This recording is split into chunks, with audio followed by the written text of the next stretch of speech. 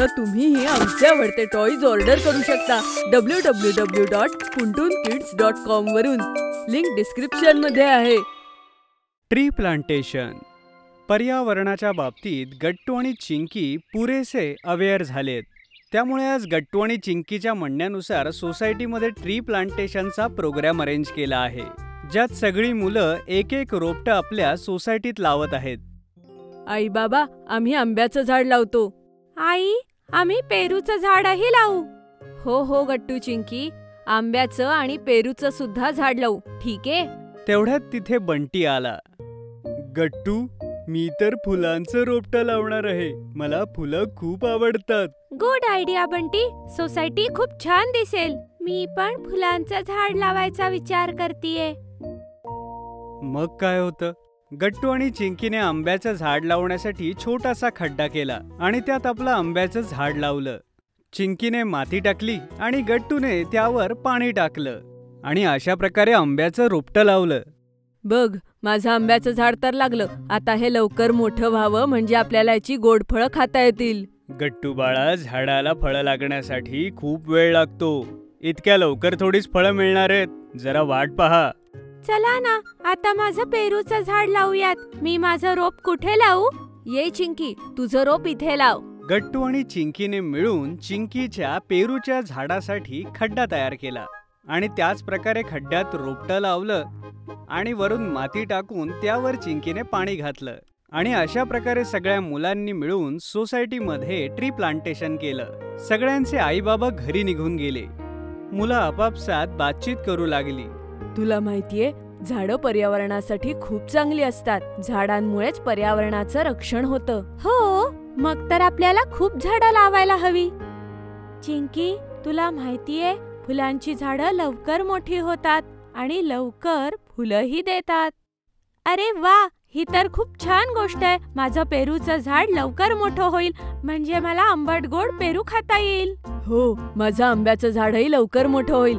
मी त्याला सारखं पाणी घालेल, ज्यामुळे झाड लवकरात लवकर वाढेल. हे बघा, मी फुलांचं झाड लावलेलं आहे. मी माझी फुलं तुम्हा सगळ्यांना देईन, पण मला गोड गोड आणि खारट तुरट फळंही द्या. हो हो बंटी, का नाही, पण तूही माझ्या झाडाला पाणी घालायचं, तरच मी तुला फळं देईल. सगळे हसले. चिंकी आपण लावलेल्या झाडाकडे जाऊन बोलू लागली. माझं गोड रोपटं लवकर मोठं हो. मला मोठं झाड बघायचंय आणि आंबट गोड फळंही खायची आहेत. गट्टू चिंकी घरी गेले आणि डिनर करून दोघे झोपायला गेले. मला असं वाटतं की एकदा जाऊन बघायला हवं, झाड वाढलं तर नाही ना? अरे गट्टू, नाही, बाबांनी सांगितलं होतं इतक्या लवकर झाड वाढत नाही. गट्टू चिंकी झोपले.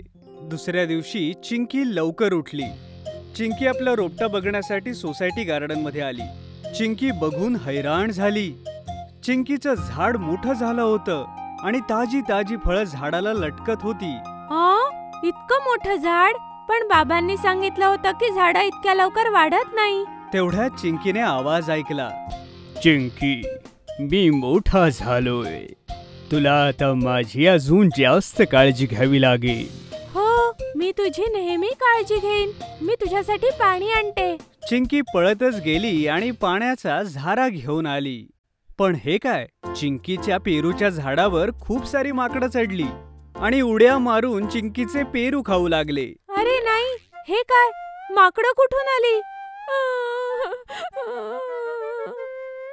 चिंकी रडू लागली आणि पाहता पाहता सगळ्या माकडांनी झाड सफाचक करून टाकलं. सगळी ताजी फळं खाल्ली. झाड चिंकीला म्हणू लागलं, चिंकी पहा, तुझी सगळी फळं माकडांनी खाल्ली. पण फळं तर मला खायची होती. मला एक पण नाही मिळालं. मग चिंकी अजून रडू लागली. आई, मला फळं हवी आहेत. उठ बाळा चिंकी, काय झालं? उठ बरं लवकर. आई चिंकीला जोर जोरात हलवून उठवत होती. चिंकीने आपले डोळे उघडले. अरे नाही, मी तर स्वप्न बघत होते. तेवढ्यात चिंकी आईला बिलगली. काय झालं चिंकी बाळा, काय स्वप्न पाहिलंस?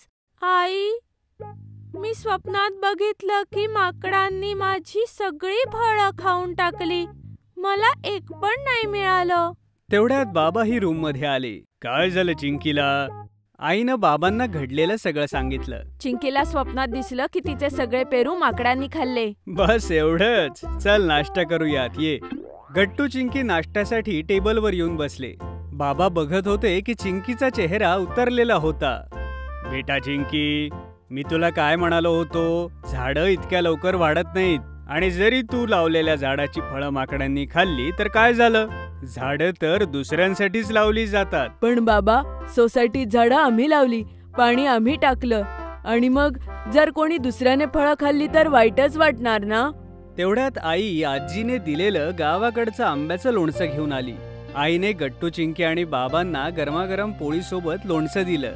गट्टू, चिंकी आणि बाबा तिघांनी चटकदार लोणचं खाल्लं आणि चिंकीचाही मूड चटकदार झाला. वा आई, लोणचं तर खूपच छान आहे. तुझं लोणचं तर खूपच मस्त आहे. आजीला सांग अजून घेऊन ये. हो हो मुलांनो, मी आजीला नक्की सांगेन. अच्छा गट्टू, चिंकी, मला सांगा की लोणचं कशापासून बनवलंय? बाबा, लोणचं तर कैऱ्यांचंच बनलंय ना? मग तू सांग चिंकी, या लोणच्यासाठी जी कैरी वापरली गेली आहे ते झाड तू लावलंयस का, की तू त्या झाडांना पाणी घातलं होतंस? नाही बाबा, मला तर माहितीच नाही की ह्या आंब्यांची झाडं कुठे लावली आहेत, तर मग मी पाणी कुठे घालणार? बरोबर कळतंय तुला बेटा. त्याच प्रकारे तुझ्या झाडाची फळं जर दुसऱ्या कोणी खाल्ली तर तुला वाईट का वाटावं? तुला आठवतंय आपण गावी गेलो होतो तेव्हा आपल्या घराजवळ किती मोठी मोठी झाडं होती ते, ज्यांना उगवायला खूप वर्ष जातात आणि खूप वर्षापूर्वी ते झाड लावलं गेलं, म्हणून तर आपण त्या ताज्या आणि रसाळ फळांचा आस्वाद घेऊ शकतो. गट्टू, चिंकी मन लावून बाबांचं बोलणं ऐकत होते. पुढे आई म्हणाली, एवढंच नाही तर आपल्या पूर्वजांनी झाडं लावली म्हणूनच आपण सहज श्वास घेऊ शकतो.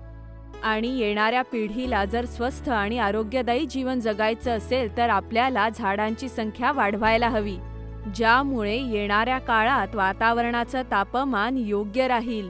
हो आई बाबा, मला नीट समजलंय. एवढंच नाही तर सोसायटीच्या गार्डनमध्ये असणारी झाडं खूप आधी लावली असणार, त्यामुळेच तर त्याला आपण झोका बांधून त्यावर बसू शकतो आणि आपल्याला थंड सावलीही मिळते.